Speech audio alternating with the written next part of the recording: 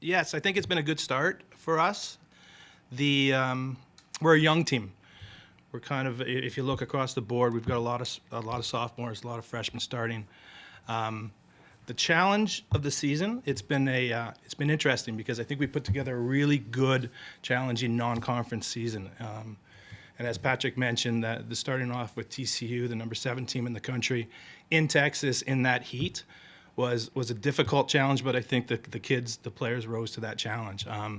We had some issues at Baylor in their second game in terms of the start time and some weather coming in. And one of our core values is resilience to adversity. And I thought, again, the players showed tremendous resilience, adjusting to eating things and other things, and really did put in a good performance, and we won that one.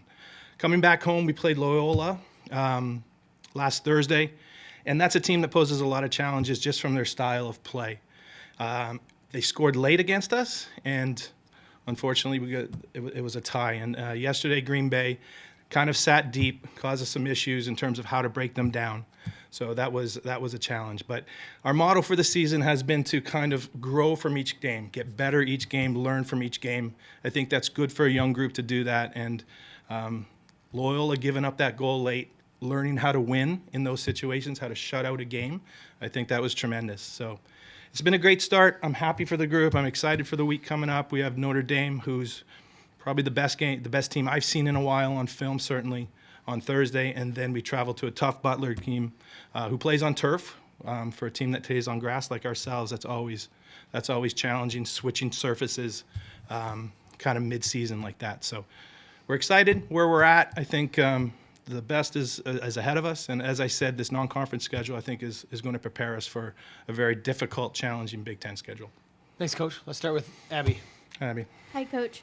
So you mentioned the freshmen on the team and having a young team. When I was talking to Emma, Natalie, and Aiden last week, they called out Riley Howard as a big standout performer, and that was before you guys had even played a game. Sure. Now she has her first goal under Right. her belt. What has stood out about Riley Howard as you guys have started the season?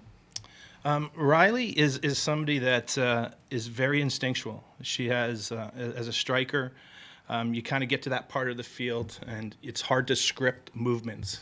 You need somebody that has some instincts of where to be, where the space is, when to break a line and get behind to be dangerous, and she has all those qualities. So from day one, the biggest thing I saw in her was just her striker instincts. So I think that's sort of it for her. I've heard a quote before saying strikers in soccer are born, not made, because of that, and I think that's definitely her. She just has these tremendous instincts for goal. Emma Jaskinek mentioned that offense has always been not necessarily your strongest suit, Sure. but she's seen a lot of improvements over the offseason, Riley being a huge help. How have you seen, and what do you see of this offense as you guys head deeper into the season? Sure. It's funny that you ask, because I think for the first time since Paul and I have been here, which is where I think we're going into our 16th year now together, I think we're dangerous more often. I think we have a lot of attacking personalities. I think as a team, we've kind of evolved to the point where we feel that we can put the other team under pressure and create dangerous scoring opportunities. So I think part of it has been just not only a personnel change, but maybe a approach change by us to take more risks, to put people in advanced positions, to be dangerous. When you have those kind of personalities and those characteristics of your players, you're more likely to do that. You mentioned Aiden before. I think Aiden as a center back is also probably our best distributing center back that we've had here, meaning that she can initiate an attack from a deeper area. Whereas past, maybe we were more likely to hit longer balls. Now we're able to play through midfield because her ability to pass from those positions. So that has certainly helped us. And now that she's in her second year, a little bit more comfortable with where she's at and her game, it certainly makes us more dangerous and more attacking minded. Any other question? Go ahead, Abby. Obviously, you guys you lost Jordan Bloomer to graduation this past year, leaving a hole at the goaltender. You had a lot of different options, but how have you really seen Erin McKinney kind of settle into that starter role?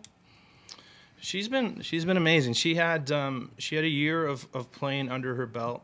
She was a transfer for us, so When we kind of went after her from that perspective, I had seen 4 or 5 games of her, so I knew what she had.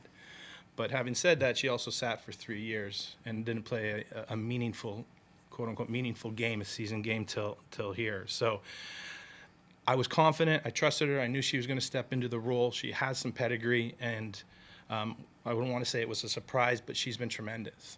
If you look at what she did against TCU, she made some saves early in that game where we were just getting our feet under her that kept us in it. I thought against Loyola, she was tremendous when she needed to be. She's able to manage a game very well. So I think, yeah, we're in a good spot back there.